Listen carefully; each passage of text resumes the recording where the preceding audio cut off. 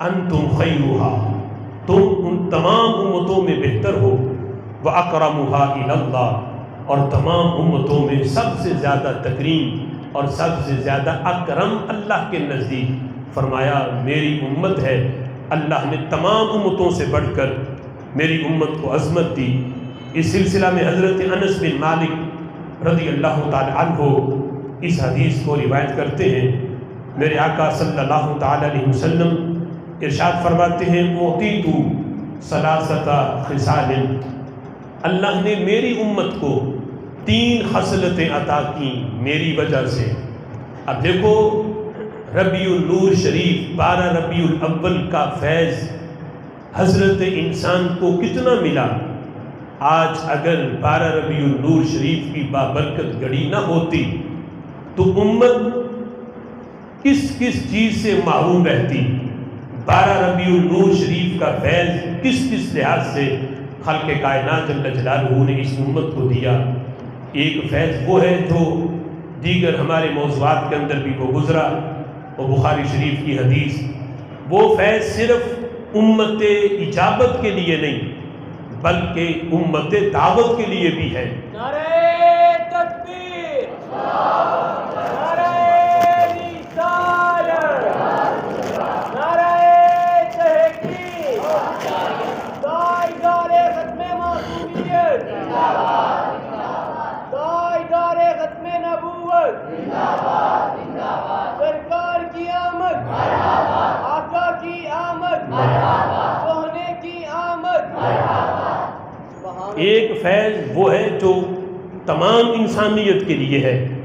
آج اگر کوئی میلاد کا منکر ہے تو وہ فیض اس منکر کو بھی ملا ہوا ہے۔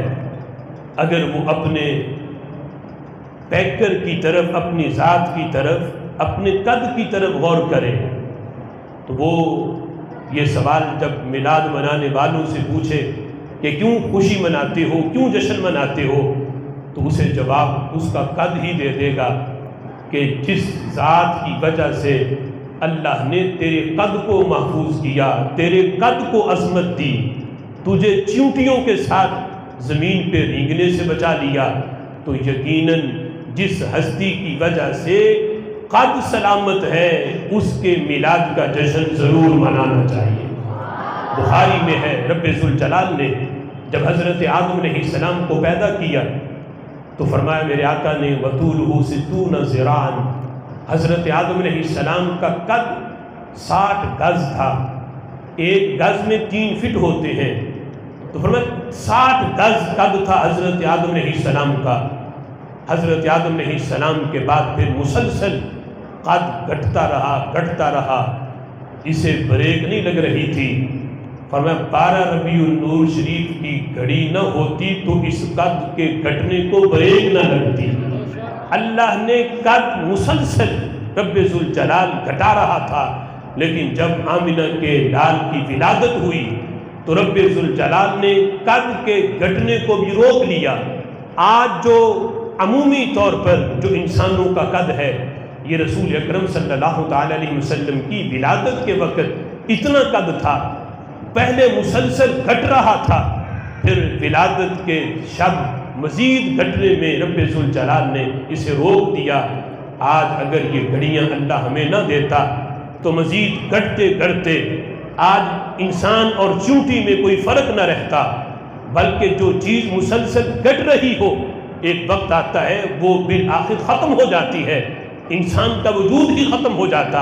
اگر 12 ربیع النور شریف کی گھڑی نہ ہوتی تو آج میلاد کے اوپر دلیل مانگنے والا وہ آئینے کے سامنے کھڑا ہو کے اپنے قد کو دیکھے تو اسے میلاد منانے کی دلیل مل جائے تھی کہ رب ذوالجلال نے جس ذات کی وجہ سے انسان کے قد کو محفوظ کیا، یقیناً جس گھڑی میں یہ قد محفوظ ہوا ہے، جب سال کے بعد وہ گھڑی لوٹ کے آئے تو اس کے میلاد کا جشن پھر ضرور منایا جائے۔